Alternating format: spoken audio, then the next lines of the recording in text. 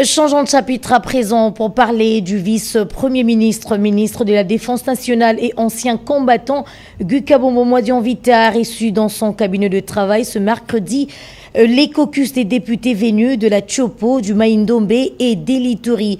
Il était question pour le patron de la Défense et ses hôtes des passer en revue la situation sécuritaire qui guette leurs provinces respectives. Suivez cet élément.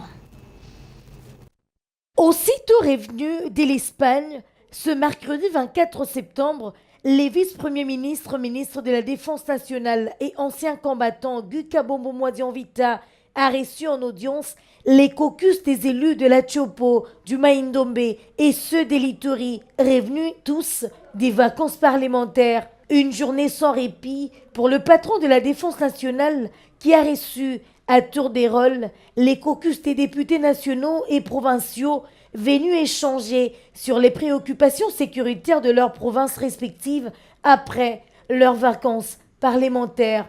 Les élus de la Tchopo ont présenté au VPM de la Défense les préoccupations sur l'insécurité grandissante dans leur province. Ceux du Maïndombe ont quant à eux passé au pain de fin les questions sécuritaires avec la barbarie persistante de la milice Mobondo Ayumbi, Kwamut et Oswe. La délégation des élus provinciaux d'Elituri, conduite par le président de l'Assemblée provinciale, a présenté également les préoccupations sécuritaires de cette contrée du pays.